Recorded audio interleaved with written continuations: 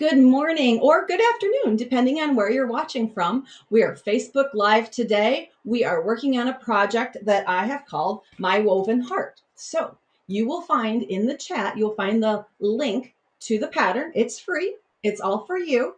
So go in and download that pattern or just watch as we go through the process and download it later. And then you can work through your project. You can pick your own colorway. Maybe pink isn't your thing. Maybe you love red or purple, or maybe you'd like to do it in a different size. And I'll reference that later at the end of our time together today. So my woven heart kind of takes me back to a little bit of a nostalgia. The woven part of this heart design reminds me of those Swedish kind of woven baskets that we made for Valentine's Day years and years ago in art class. And then we used them to collect all of our little, remember those little Valentines and the little treats you got from your classmates? So this is kind of a retro pullback for me to have a little fun with fabric and a little bit of nostalgia from the past. So in my woven hearts, I've got a background fabric.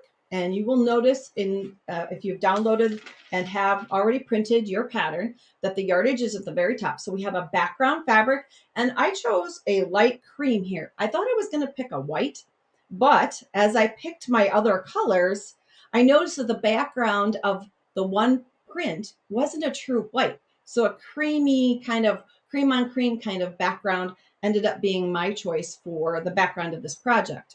Then I went into the pinks that I had collected over the years, and kind of a 30s color pink is what I went for. I have a solid pink.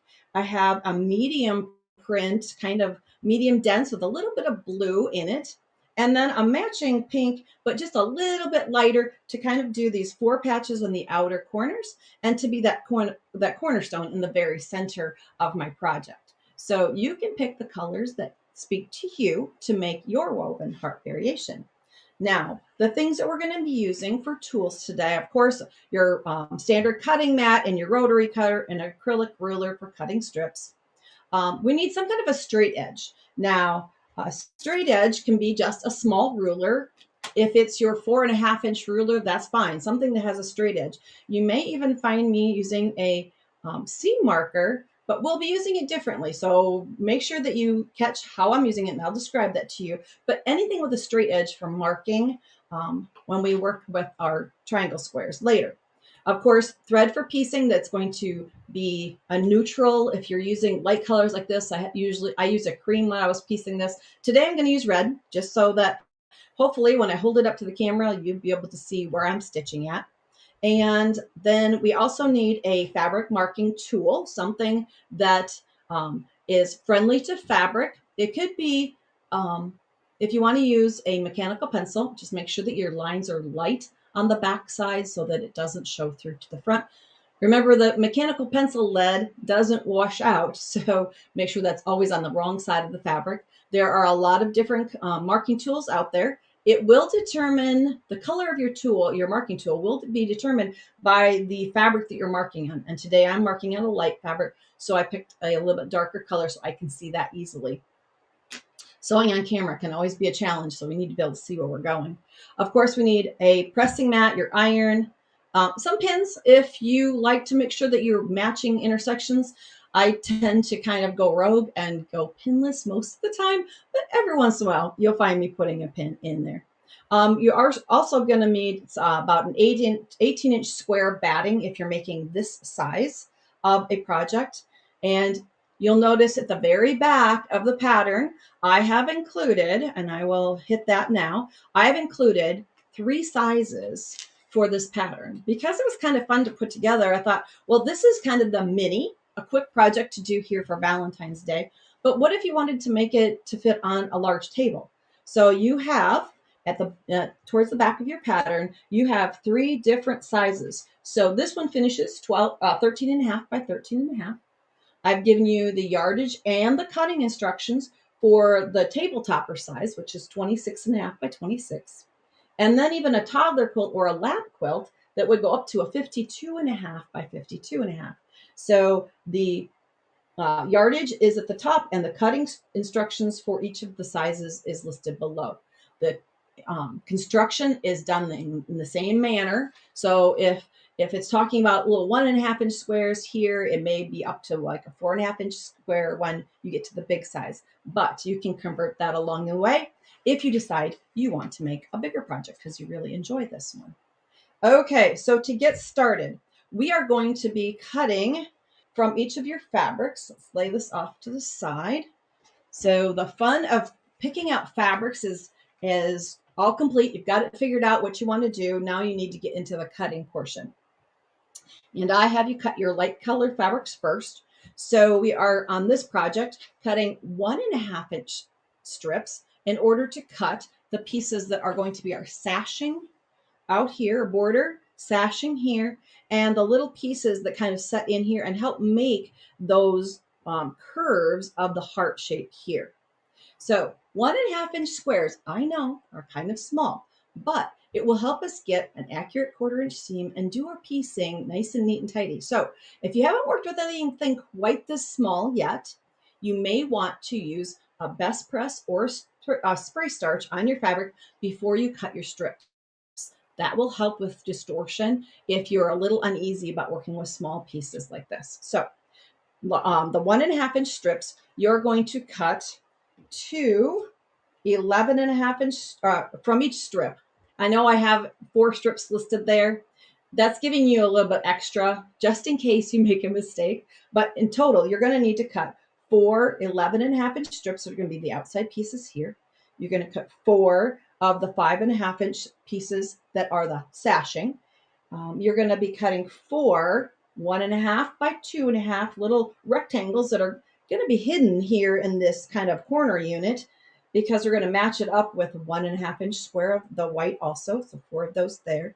But you'll also need more of those 1.5 inch background squares because that's how we're going to make this piece look like it's curved. No curve piecing, just simple triangle squares or kind of replacement flippy corners, sometimes they're referred to. So we're going to cut those. Then we're going to move on to our prints. And let's see, let's start with the solid pink first. Nope, I have light pink first listed on the pattern. Let's go in the order the pattern has it. So we're going to need 9 of the little squares that are going to go out here in the corners to make kind of that angle out, and the little square in the center. So we're going to have piles of little squares everywhere. Then we're going to do the medium squares. And you're going to need a few more of these because in order to make all of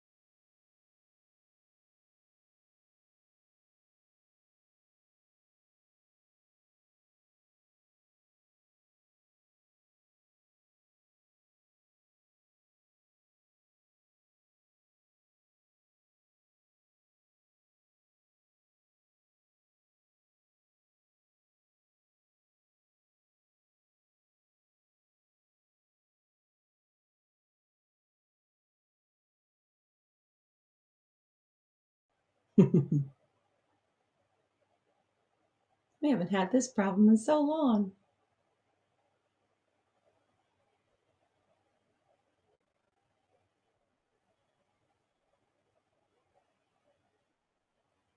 Okay.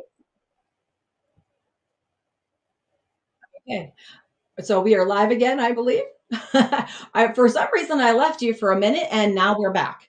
So I need to back up just a little bit on the cutting so that everyone gets everything covered. I believe we probably were about at the solid pink that we are using in our woven heart. So we had covered that we use a rectangle here to make a portion of the heart, and that though that same fabric is repeated in the 4 pieces of the weave here.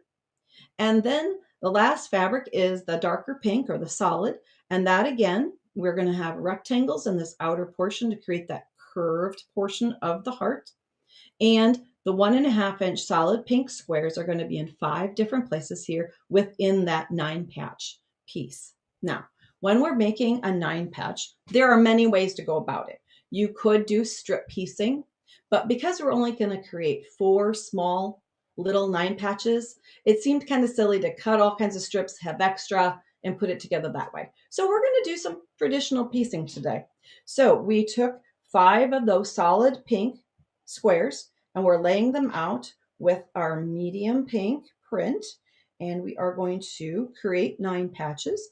Now, this is very basic, yes, but it's always kind of good to go back and make sure that your basic skills are solid, because from this, we do a lot of other types of piecing, and accuracy is important. So we are going to create, and as I lay this together, I'm going to back up here just a second.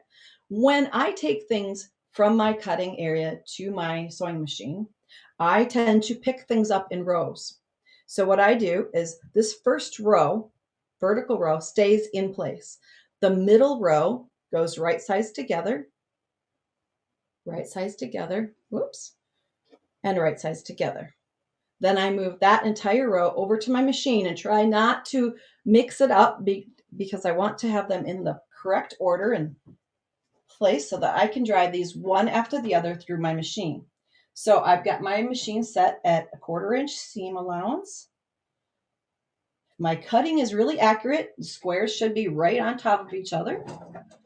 Now I've got a little spider under my machine because this machine doesn't really like to come onto fabric without something, a base behind it, and it leaves a big thread nest behind. And in order to keep this kind of clean and tidy, I use a little spider, a scrap of fabric to drive off of as I get into my patchwork portion here.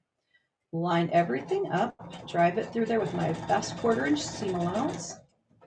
As I approach the end of one block, I pick up the next so that I can make sure that they're one over the top of the other and drive off one piece and onto the next without a start or a stop there.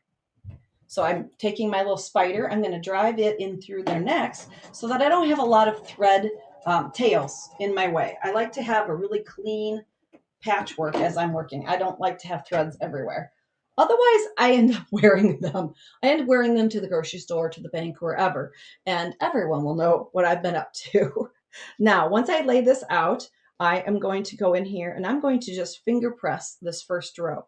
The solid pink is a darker color, so I'm going to just finger press the seam allowances toward that darker color there, then back the other direction, and then in the last one, toward the solid pink again. So that's kind of temporarily pressed. We're going to take it to the iron when we're all done. But for now, since these are small pieces, I don't need to worry about having this big piece to press at this point. So then I take the last row and I put right sides together.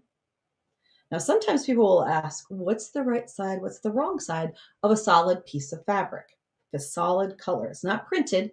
It's woven so that both sides of the fabric are the same. There isn't really a right or wrong side as far as I've ever been able to tell. So either side is game. If you were using batiks, it's kind of the same way. Batik fabric has a lot of inks applied to the fabric, And telling right from wrong side is almost impossible. So you can kind of get away with either side of the fabric at that point. Now, I'm putting that last row of blocks in order. And the last piece, I'm jumping right off from one to the other, kind of in a chain piecing kind of way. But this is, I kind of call this hinged piecing, because here in a moment, you're going to see kind of that hinged effect happen. So I'm taking my spider to drive in and off. So all I have to do is literally just snip right next to my patchwork and free it from the machine. And then I don't have those thread tails to worry about. Again, finger pressing. We've made our 1/4 inch seam there. We're going to press this one toward the solid pink. Again, this one back toward the solid, the center portion, and then out to the edge here. Now, what I've got is hinged, like almost like shutters on a window. So now I can lay this on top, and then my opposing seams, you'll see seam allowances going toward the center on the bottom, and they're coming winged out on the top. And then I can 1/4 inch seam this row. The nice part about having them hinged together is they don't slide apart. They're right on top of each other, so that I get that nice accurate join when I go from one piece over the seam onto the next. And then put that little spider in. He gets driven over a lot of times when you're making things like this. Just keep using him. Now I've kind of done that hinge on one side. I'm going to finger press this to the side. I'm going to do the last hinge on this side. So right sides together. Again, I have those nice opposing seams. I can feel the seam allowances lock one on top of the other. Remember me saying I don't like to pin? Well, this is kind of my rogue sewing, no pins. I can hear my mom from my construction days and my 4-H years saying, you should pin, you should pin. But I was always in too much of a hurry. I always wanted to get going on a project. So pins just slowed me down. I use pins when it's absolutely necessary. I promise I will.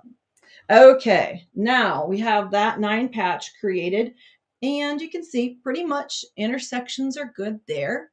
So now I'm going to take that over to the iron and get my iron hot again. Press seam allowances. Now, either direction at this point, I'm pressing my seam allowances toward the outside edge at this point. So that was my kind of my hinged shutter effect there. And I'm going to press my seam allowances toward the outside. You can set your seam to get it warm first and then press it out. And then do the same on the other side. Kind of get it warm by setting that seam. It makes those fibers warm so they press really nicely. And then give it a good press. Now, you're going to create 4 of those. Simple sewing. But you know what? In order to create a holiday thing, sometimes you just want simple sewing, right? We don't want to have to think too hard. So once we have those created, then we can move on to the instructions. We're going to follow right along, and I'm trying to remember what I did next. The heart tops is what we're going to work on next. So we're going to create one of each color. So we have to have a solid pink and a print for the heart tops. So those are going to be created. I've got one partly done here. We'll bring him out at the end. We're going to work on the solid one. We're going to work on here. We need a couple of the 1.5 inch squares. We need to make that curved effect that goes adjacent opposite corners here along a long edge. Don't put them along a short edge. Put them along a long edge. And that's where you can use something with whatever straight edge you can come up with, something.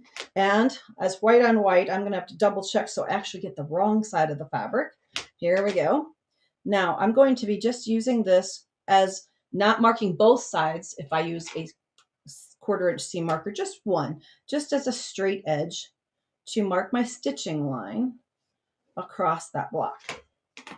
And you need 2 for each heart top.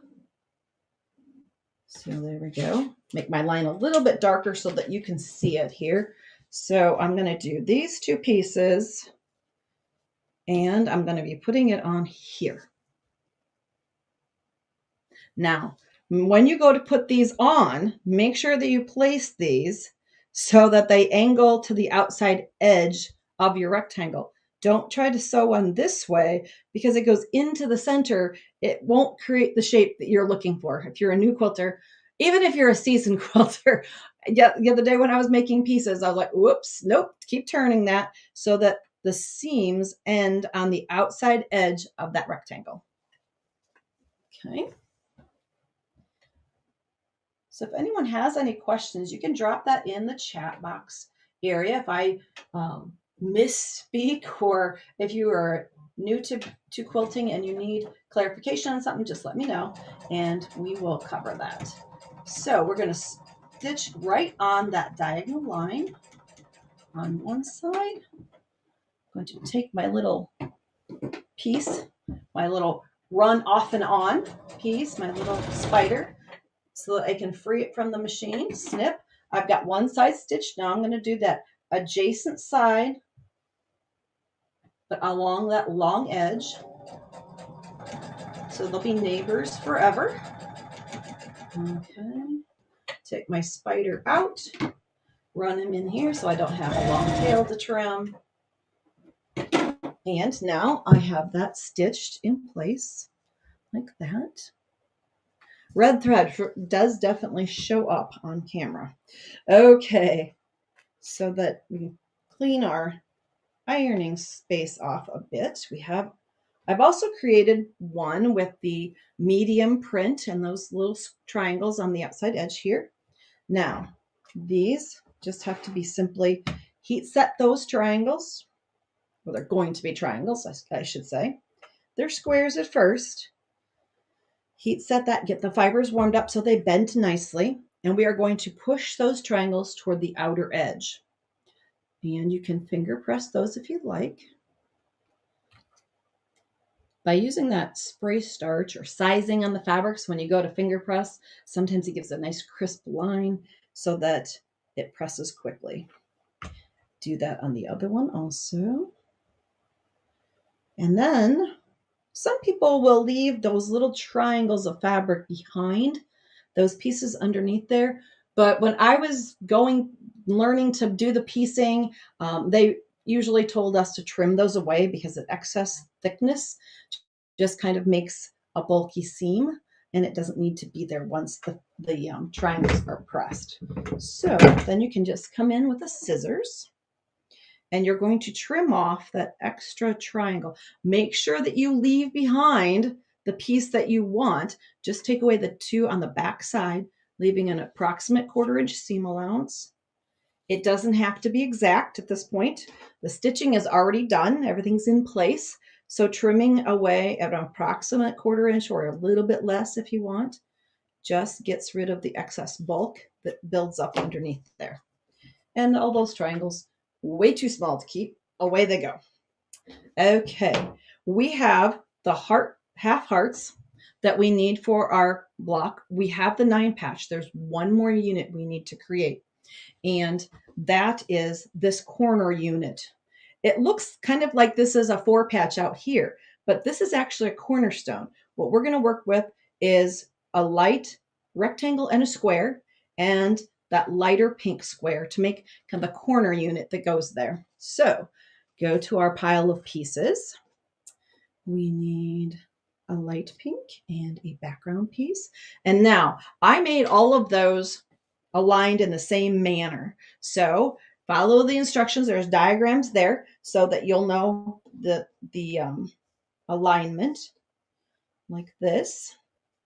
So that we're going to join this as a 2 patch, and then we're going to join this rectangle to the side. So hopefully we don't have any, let's see. You sent to my, let's see if there's any. Here we go. Why do I use a spider? That's a very good question.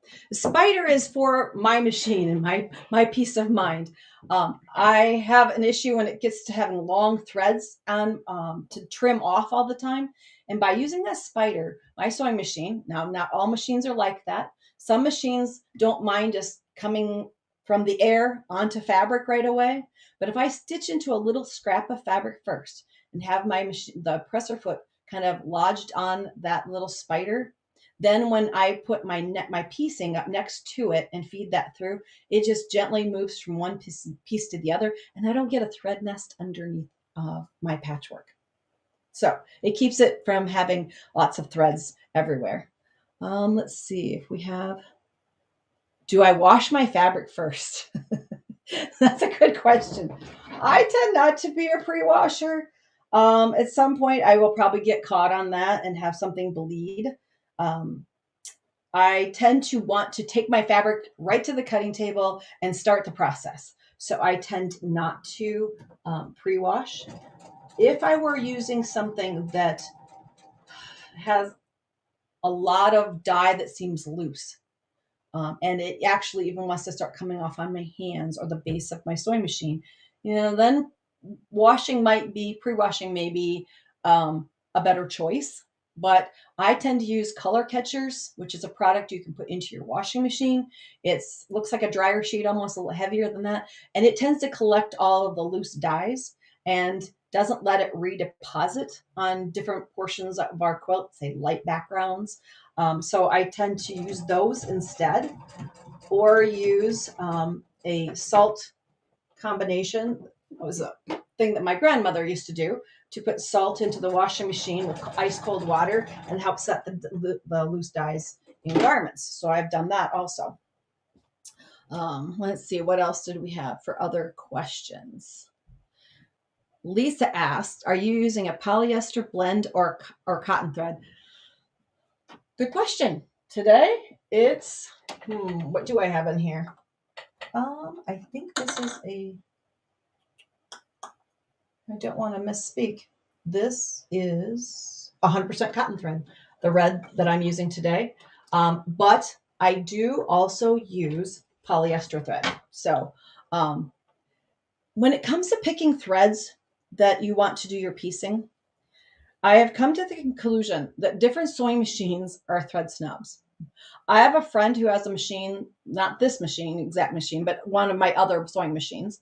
We have the exact same machine.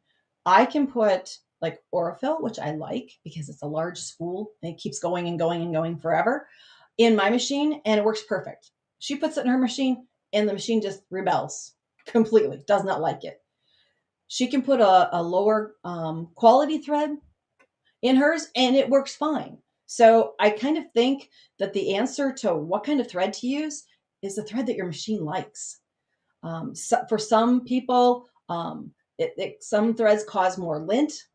I think maybe it depends on how small the eye of the needle is. If you're using like a size 10 or 11 needle versus a 14 needle, you will cause more lint with a smaller eye as that thread passes through it. So my answer is always going to be pick the thread that your sewing machine likes and the thread that you have available to you. It's not the end of the world if you don't use 100% cotton thread. Our quilts are meant to be used. If they wear out, that just means we get to make more quilts. That's my answer.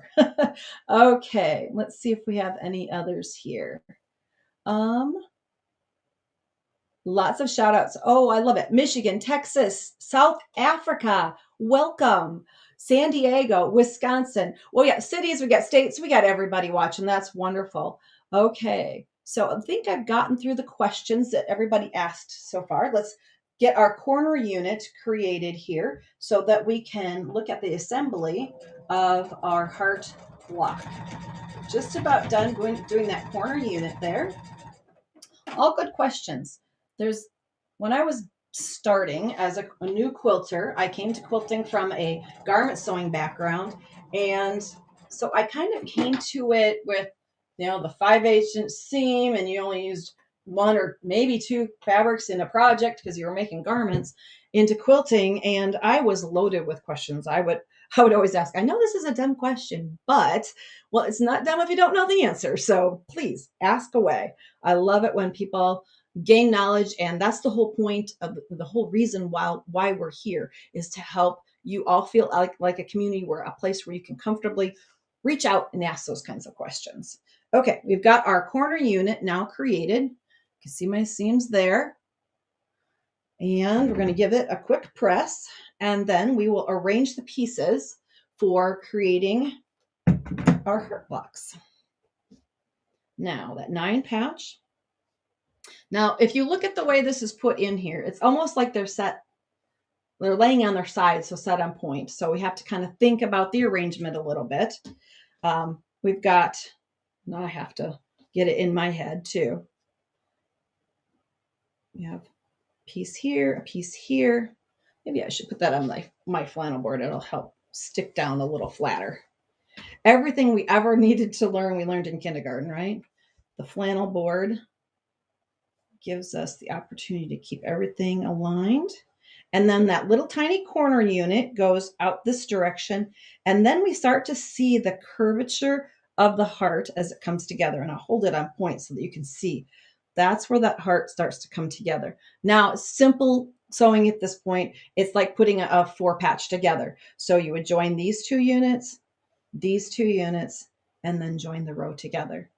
When it comes to the pressing point part here, you've got a lot of seams that you're going to run over here and here. So when you put these together, it seems a little bit like, where do we go with this? You're going to want to press this seam allowance toward this portion because you don't want to buckle back against those. So this seam allowance is going to go towards this heart. When you get to this portion, this seam is going to want to go toward this half heart or heart top here so that things lay and don't buckle these seams because there's thickness there. So that's how you create those. Then all you need to do is lay 4 of those blocks together, add your sashing pieces so that you create a row here. Then you're going to use a long sash, a little cornerstone, and a sash here to make a row. Join these 2 hearts together with a sashing, create a row here, and then join those together.